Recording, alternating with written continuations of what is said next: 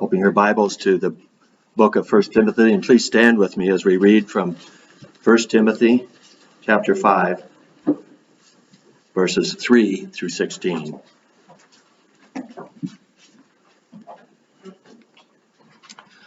Honor widows who are widows indeed. But if any widow has children or grandchildren, they must first learn to practice piety in regard to their own family, and to make some return to their parents, for this is acceptable in the sight of God.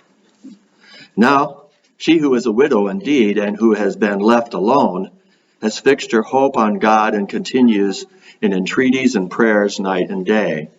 But she who gives herself to wanton pleasure is dead, even while she lives. Prescribe these things as well, so that they may be above reproach. But if anyone does not provide for his own, and especially of those of his household, he has denied the faith and is worse than an unbeliever. A widow is to be put on a list only if she is not less than 60 years old, having been the wife of one man, having a reputation for good works, and if she has brought up children, and if she has shown hospitality to strangers, if she has washed the saints' feet, if she has assisted those in distress, and if she's devoted herself to every good work. But refuse to put younger widows on the list, for when they feel sensual desires and disregard of Christ, they want to get married, thus incurring condemnation because they have set aside their previous pledge. At the same time, they are also to learn to be idols as they go around from house to house, and not merely idle, but also gossips and busybodies, talking about things not proper to mention. Therefore, I want younger widows to get married, bear children, keep house, and give the enemy no occasion for reproach. For some have already turned aside to follow Satan. If any woman who is a believer has a dependent widows, she must assist them, and that the church must not be burdened, so that it may assist those who are widows indeed. You may be seated.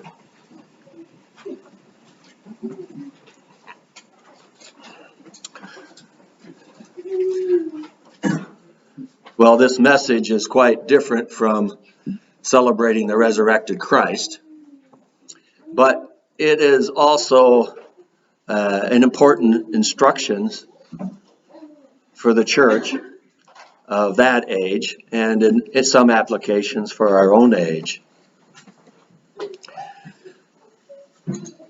The main point is to honor widows. They are to be honored.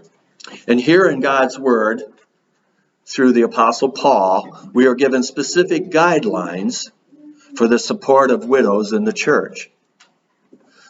But also by application, there's overarching principles for those who are seeking support from the church. In this section, the letter itself, there are 6 imperatives, 6 commands given in these verses for the church, and throughout it, you see all these ifs. There's 9 conditional qualifications given for giving continued financial support. I think to look at this, we must look at the historical and cultural context. Remember, this letter was written to Timothy as he was going to become the pastor there, main preacher, leader of the Ephesus church. Ephesus at that time was a rich trade city, but much of the wealth was associated with the pagan temple and the idol worship in that city. You know how there was such a stir when the idol makers were opposed to people becoming Christians there, and it had this huge temple, pagan temple. The Christians, on the other hand, they were obviously separated from all that income and all of that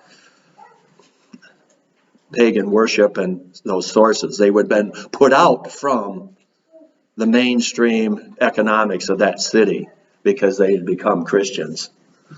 And on top of that, widows themselves would have often found themselves without any financial means. But they may be prior to becoming Christians, would have had a pretty high standard of living because it was a wealthy city. Remember, at this time, there was no life insurance policies that might pay if the husband dies. Were no Social Security payments that would have gone on to help them. There wasn't really any state aid for widows. On top of that, as being a believer, if they followed the practice in Jerusalem, as recorded in Acts 4:32 through 35, it was a practice there at the beginning church that all things were common property to all within the church. In other words, that it doesn't mean they maybe turned over everything in the church to the church. Some did, but that there was joint access to the wealth of any of its members if there was a real need. And yet we see even in the early church in Acts 6:1 and 2 that the Hellenistic Jewish widows were being overlooked. Now, if you don't know what a Hellenistic Jew is, that is one who became more Greek in their speaking and their practices, but they were still were Jews, either because of conversion or because they did have Jewish lineage in them. But to the real strict Jews, they were kind of outsiders. They weren't the purists, and they were being overlooked in the early church. And of course, that's when they assigned a number of men, 7 men, to go and be able to take care of feeding all the widows. Of course, here in Ephesus, that's 65 years later. What we see, not so much Paul directing toward there being segregation between people groups of the Christians, but here what appears to be that there were some that were taking advantage of the church's generosity that really weren't ones that should have received it. And so we have some very strong exhortations and extensive directives given to the church so that the church may not be abused in its providing what it should. And they have the mandate, yes, they should provide for the needs of the widows within the church, but not if these didn't fall into the conditions that Paul sets forth. Obviously, because this section is so extensive and so detailed, Paul must have been aware of some great abuses of this situation there in Ephesus. But again, it gives us some warnings and guidelines for every church, whether it's for widows or it's just others coming in wanting the church to support them. We come here first to the general overview of the guidelines. The guidelines for church assistance. There are 2 categories here for the widows. There are widows that qualify to be on the church's list of widows, and widows that don't qualify to be on the church's list of widows. Verses 4 through 10, actually 3 through 10, deal with honoring qualified widows. It says, of course, 1 Timothy 5:3, honor widows who are widows indeed. In other words, there were some who didn't really qualify to be widows indeed or widows in real need. The word used there in the Greek, timao, it has the first part of it is tim, which is a value. Here, honor actually means to value. To value, or that they're worthy of support, or to show respect to. Of course, even from the Old Testament, that back in Exodus 20, it talks about to honor your father and mother. And this is for children, yes. And there is a reward with that, and you'll live well, a good life there's a promise with it. But it's not just for children when they're in your household. Just like we who are parents realize, especially as our children go older, we're parents for life. It does. I know when we started out, we were in this little community with all these little children and stuff, and we thought once the children got potty trained, boy, they're on their own. They could actually put their clothes on in the morning. You don't have to dress them. You don't have to wipe their bottoms. You don't. Wow, your job is done. And then you realize, oh, now there's another stage. And then you think, well, once we get them through school, and then. Well, then they're looking for a spouse and a job, and everything. Well, once they find a job, occupation, and once they find a spouse, they start having a family of their own. Well, then they're on their own. But no, you find out they're always your children. That's right. But the reverse is true too. The children and the grandchildren are still all part of the family, and that's why really one of the focuses here that I think Paul is pointing out. In this letter, Timothy, in this following section, it follows a section of showing respect. Chapter 5, verse 1 and 2, we looked at a few weeks ago, is talking about showing one another respect within the church, as to treat men and women as fathers and mothers and sisters and brothers. There's to show that kind of respect within the family of God. But here we're talking about a specific responsibility within the natural family, as well as a church family. Well, the question really comes is, who is qualified for ongoing church assistance? And we see that first of all, here in verse 4 and 5 of 1 Timothy 5, it says, if we look at those who are left alone are the ones who are qualified. In other words, they're left alone. They have no one else there in their family to provide for them. And it's really pointed out strongly that they must first seek help from their own family, and even seeking it from the Lord and the Lord's provisions. 1 Timothy 5, verse 4 and 5 says, but if any widow has children or grandchildren, they must first learn, here imperative, they must first learn to practice piety in regard to their own family, to make some return for their parents. For this is acceptable in the sight of God. Now, she who is a widow indeed, and who has been left alone, and fixed her hope on God, and continues in entreaties and prayers night and day. So upon even one who is left alone, it is their responsibility to continually seek the Lord, because it is ultimately from the Lord that the provisions come down. But they are also, if there are any children or grandchildren, they are to be the ones who accept this responsibility. A lot of this has to do with responsibility. Whose responsibility is it? Then again, Paul continues on with more conditions. It is the provision for them is those not living indulgently.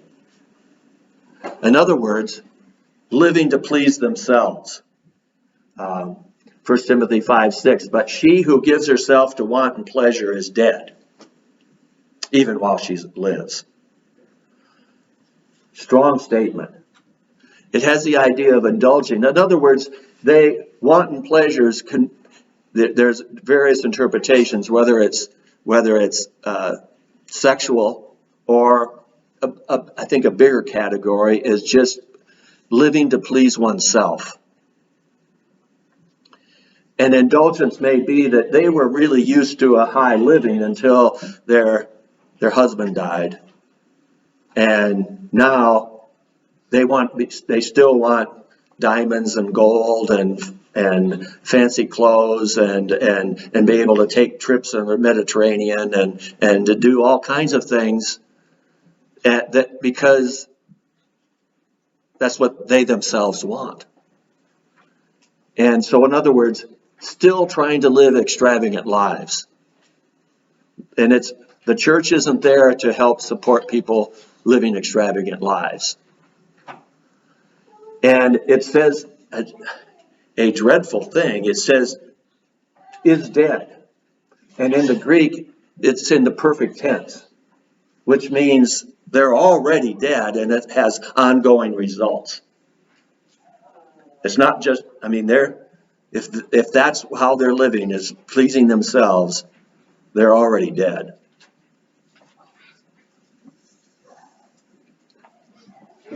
Then Paul goes on and tells Timothy in verse 7 and 8, he says that they must be beyond reproach. You see, he's really giving strong rebukes here. There must have been some real difficulties going on in Ephesus. He says here in verse 7, he says, prescribe these things as well. And this is, again, an imperative. This is a prescription. This is what is commanded. Why? So that they may be above reproach. It's a warning that they might not fall into reproach. Verse 8 goes on, but if anyone does not provide for his own family, and especially for those of his household, he has denied the faith. Again, that's in the perfect tense. Wow, what a warning to families who aren't providing for their own family. It's one thing to be called dead, but this is even worse if they're not providing for their own family. They have denied the faith and is worse than an unbeliever. Unbelievers are dead. That's what we were before we were saved. But this is worse than an unbeliever. It is the family's responsibility to provide both the parents for the children and eventually the children for their parents or for grandparents. Now, if we're going to put applications in that, I think we'll wait until Father's Day. And we'll talk about family responsibility there, because I don't want to get bogged down in all the applications there. But we do go on to those who are qualified. Those who are qualified, it gives us in verse 9 and 10. Those who are qualified, 1 Timothy 5:9 goes on and says, if a widow is to be put on the list only if she is not less than 60 years old, having been the wife of one man, having a reputation for good works, and if she has brought up children, and if she has shown hospitality to strangers, if she has washed the saints' feet, and if she has assisted those in distress, and if she's devoted herself to every good work. In other words, this is a lifelong mother. That's what we were talking about earlier. Fathers are lifelong fathers, mothers are lifelong mothers. And we'll maybe expand on each of these points, which is an extensive list here, on Mother's Day message, which is just coming up in a couple of weeks. So I might use this to expand on how do you apply these. But it's given us a list here of things to look for. First of all, are 60 years old and up. So these are considered mature women. Okay, and they have been a faithful wife. When it says a wife of one man, then it's like when they were talking about deacons earlier. It's not so much that if someone it's not excluding remarriage. It's just saying that they were, if their husband died, they are free to remarry. If they were deserted or the husband was unfaithful, it doesn't mean that they can't. We look at those verses when we're looking at marriage and divorce and those things. What it means primarily is that they, like deacons and elders that are supposed to be a one-woman man, women are to be a one-man, have a one man for husband. That loyalty is talking about being loyal to their husband. they've shown loyalness as a wife. Third, they have a good reputation. That they are ones who their life has shown a good reputation for the Lord, and they haven't neglected their children. Now, obviously, there is cases where someone doesn't have children, but you see, this is often tied here to this fact that they are to stay connected to their family. There are those who have deserted their family, and no wonder their children aren't supporting their mother. Or the same could be true for a father who deserts their children. In other words, that they not neglect their children. And sometimes, even though they maybe didn't desert them, they just let them run amok. And they really never showed them an example. Any of that is really neglecting their children. They have to have shown a lifestyle where they haven't neglected their children, that has been part of their work as a mother. Fifth here is that they have shown hospitality. They opened their house. They open up to welcoming others, that they have shown that characteristic that we are all called to. Again, all of these are characteristics that are to be shown by all Christians.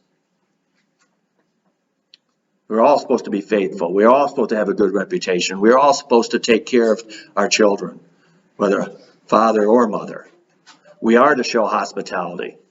And sixth here is to have humbly served the church. When it talks about washing the feet, it doesn't mean, ladies, that if we're going to support you, you have to have washed my feet or any Mark's feet or anybody else's feet other than probably your kids. You're going to do that and wash your own. But it symbolizes humble service of the church and the church body.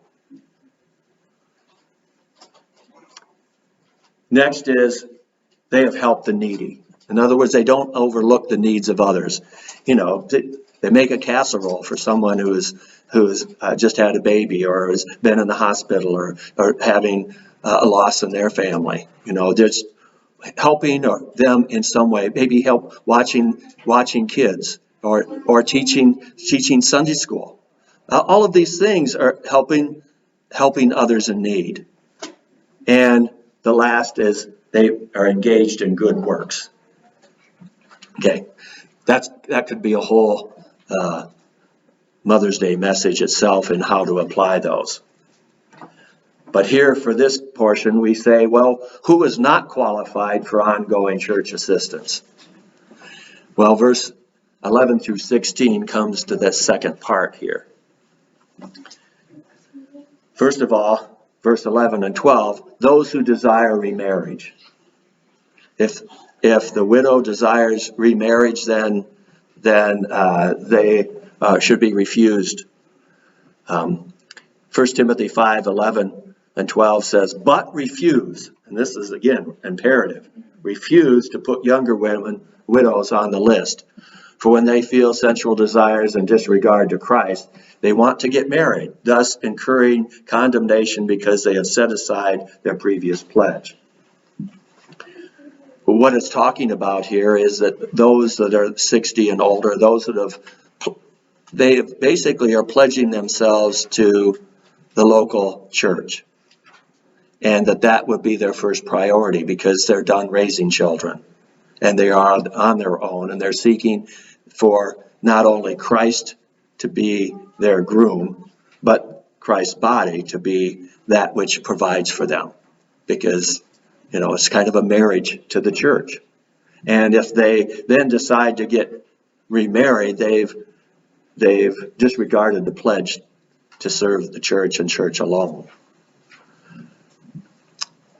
So it's for those who would desire to remarry. Second is by just being younger and being supported by the church, is they're prone to idleness. 1 Timothy 5:13 says, at the same time, they also learn to be idle. As they go around from house to house, not merely idle, but also gossips and busybodies, talking about things not proper to mention. Now again, depends on what era you're living in. Maybe during this era, they would go down to where they wash the clothes or the marketplace and get together with the other wives or the other women and talk about all the gossip that's going on and talk about this and that and whatever. Maybe, and when I was a younger man, even though you had to go three longs and a short to get the phone out, there would be people that spend their days on the telephone talking. Well, now we're in the internet era. It would be those who spend their time on internet gossip, wasting their time on those things because they don't have children to raise anymore, and if they're living by themselves, they don't take that long to clean their house and all this. It is going to be, that idleness is the devil's workshop, and they're not being productive. So for the sake of productiveness and if you're busy doing the right things, you won't have time to do the wrong. The third is those that have an alternative. I think basically these that are under 60 years old, they have an alternative. It says, verse 14, therefore I want younger women to get married, bear children, keep house, and give the enemy no occasion for reproach. For some have already turned aside to follow Satan. So we also already know that some within the church of Ephesus had already gotten into things that they should not have been involved in. Now, here he's recommending remarriage, and that is a productive alternative. They can still be a Proverbs 31 wife, being productive for honoring their family, if they have any, or for doing an occupation. Again, this doesn't preclude a younger widow going back to work and having a career. Now, at the time this was written, there wasn't a lot of careers, but we know some of the major strong Christian women in the New Testament. They had careers. Whether it was dyeing fabric or selling, they had a career. It's not prohibiting that, but he is also recommending, first of all, to be remarried. That is an alternative. Fourth is those that have other assistants, and that's the final point in here. 1 Timothy 5:16 says, if any woman is a believer and has dependent widows, she must assist them, and the church must not be burdened, so that it may assist those who are widows indeed. I don't know if you get the statement on that if you've read it before. What it's really talking about a woman that has, maybe they're within their own family even, have their son died. The prime example, I think, is Naomi and Ruth. Naomi had two sons, and they died young. Her husband died, and then the two sons died, and they'd gotten remarried, and she had two daughter-in-laws, and the one decided, she said, you stay here, you get remarried, you stay with your family. But Ruth didn't want to do that. She had believed in the Lord. She had come to believe in Yahweh, and she wanted to follow Naomi. And of course, you know that story, that she was led through faith to find the kinsman redeemer, which was an actual person, but he was also one that typifies one coming to Christ, which is our kinsman redeemer. So there is a place in which for them to take care of widows, taking care of widows, if they have the means to do so. And it's really all comes back to this whole idea of family first. The responsibility is family first. to look at closing applications. First, take care of those who are in your natural family. That's the exhortation for all of us, whether there's a widow or not in our family to provide for. It is emphatically stated. It's stated 3 times in verse 4, 8, and 16 here. It's really all take care of the family. But it's emphatically stated in verse 8, where it says, "But if anyone does not provide for his own, especially for those of his household, he has denied the faith and is worse than an unbeliever." Strong exhortation, strong warning that is the number one that we are to take home. Secondly, though, is to take care of those in the church. There is provisions for taking care of those whose family cannot do so. And of course, Galatians 6:10 says, "So then, while we have opportunity, let us do good to all people, especially to those who are in the household of faith." That is especially those in the household. But it does say to all people. Well, how does that all fit in? I think that doing good to all people is we are to give a cup of cold water to those who are in thirst, give clothes to those who are naked, and visit those in prison. We are to do all those things, but those are ones that we do basically individually. They are like the alms in the Old Testament. Give alms to the poor. There's a place in which we are to reach out, but these are primarily short-term things. They are things in which they are to meet an immediate need. What we're talking about in terms of the providing for the widows in the church, that is both for the widow a long-term commitment and for the church a long-term commitment. It is a union of them being part of the family as if they were part of our blood family. Thirdly, the church is to take care of those who truly merit their help. In other words, the church is to be guarded. And sometimes the church learns from bad experiences, which we have even here. But we are to guard the church from those who seek illegitimate advantage. I frequently get calls left on the phone here, haven't so much lately, but in the past, people that are calling around to see if you'll support them. They have really no interest in attending the church, or maybe they just come once or twice, and because they're looking for a handout. And it's okay to maybe give them a single handout or some help, but there are even those ones that I always ask, well, do you have any church? Because the first responsibility is, if they're a believer, that they seek their own assembly. Because the assembly will be blessed, and they will. But oftentimes, they are those who they may be homeless. And I'm all for reaching out to homeless and sharing the gospel with them. But many times they have family, and there's been a rift between the family, and they have a place to live, that they just don't want to live with them. They just don't want to take help from their family. There's been a division there. They've chosen. Many of them have chosen. It doesn't mean that they don't need help. But they can never truly get help unless they come to Christ. Yes, you can lead a horse to water, but you can't make him drink. But the church needs to guard itself, but that still means we are still to give out the gospel freely. We are to give counsel, and we are to give temporary aid in Jesus' name.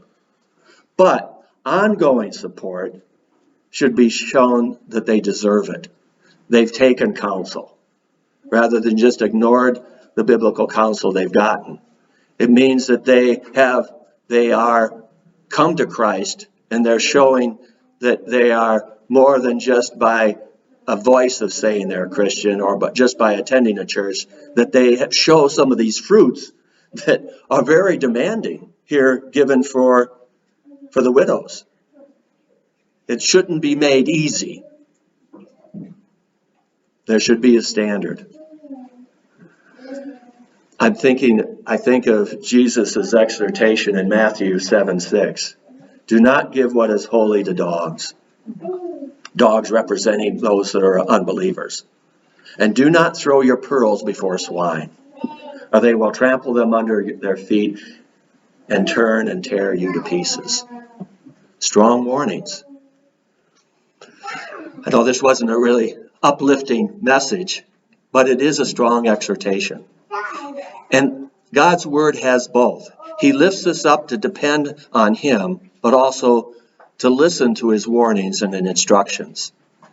And even though we may not have the needy widows in our church at this time, we don't know what the future will hold. Plus, it's applicable to many of those who are seeking ongoing help. And we should provide ongoing help to those who are needy. But the ultimate message, I believe, is family first. We need to serve the family in the church, and we need, first of all, to meet the needs of our own natural family. Let's pray.